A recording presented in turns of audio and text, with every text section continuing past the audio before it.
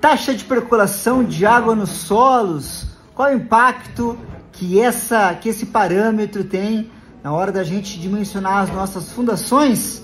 Enquanto isso, você assiste esse vídeo que mostra uma estaca escavada sendo executada e a água começando a percolar ali.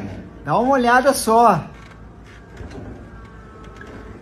Sou Vinícius Lourenço, engenheiro civil. Eu ajudo engenheiros a projetar e executar fundações com confiança na prática. Então já aproveita e segue aqui o canal Fundações Sem Complicações. Vamos começar falando de sondagem antes de mais nada? Porque isso é importante na hora da gente falar deste parâmetro que é a taxa de percolação de água no solo. Basicamente, quando a gente executa uma sondagem SPT, de acordo com a nossa NBR 6484, nós temos que, finalizado o ensaio, aguardar 12 horas no mínimo para voltar ao furo de sondagem e fazer novamente a medição do nível da água. Por quê? Porque é o período mínimo que a água pode levar para estabilizar, para atingir o seu nível correto. Isso porque nós estamos ali pelos vasos comunicantes, né? E você tem ainda um solo que pode ter uma resistência, uma rigidez muito elevada, gerando uma taxa de percolação muito baixa. Então, solos muito rígidos, com taxas de percolação muito baixas, tendem a ter uma demora maior para que ocorra a estabilização desse nível, desse lençol freático ou desse nível da água. Então, se eu tenho um solo com um solo muito poroso, por exemplo, um solo que vai percolar muita água. Então, muito rapidamente que você escavou, a água já vai atingir o nível natural dela. Já para solos muito rígidos, isso não vai acontecer. Mas você se engana ao pensar que você pode, por exemplo, executar uma estaca escavada, como é o caso desse vídeo que começa ali mostrando, aonde a água demora ali um certo momento para percolar. Então, tranquilo, eu posso perfurar, já venho com a minha armadura e coloco o meu concreto. Isso normalmente não vai ser tão rápido assim de você proceder com armadura e com concreto. Então, você acaba tendo que ser muito ágil para garantir que o teu fundo da estaca não vai ficar comprometido.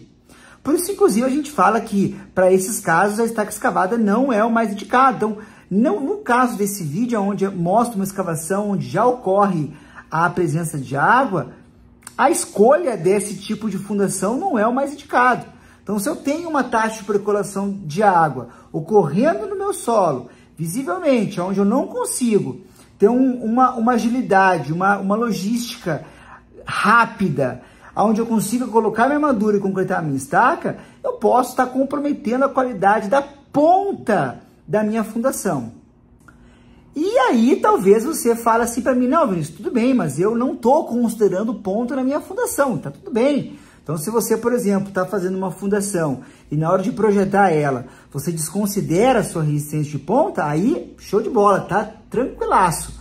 O problema é que na maioria das vezes isso não acontece. O cara calcula pelos métodos de capacidade de carga, mas não desconsidera a resistência de ponta. E aí, lá na execução, ele concreta a estaca dele e deixa realmente, né, o concreto em contato com a água, né, e você não tem uma assertividade acerca, ou melhor, você não tem a certeza acerca daquela resistência do concreto.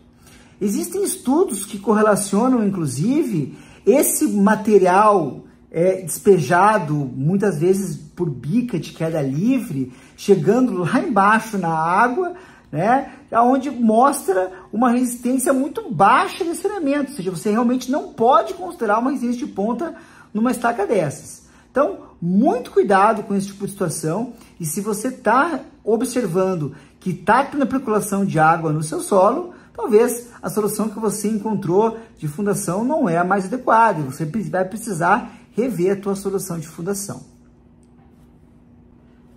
Caso você queira uma aula mais aprofundada sobre esse assunto, manda aqui a palavra aula neste vídeo, que eu vou te enviar lá no seu direct, eu vou te enviar um link para você assistir um conteúdo completo meu falando sobre fundações profundas. Bora lá?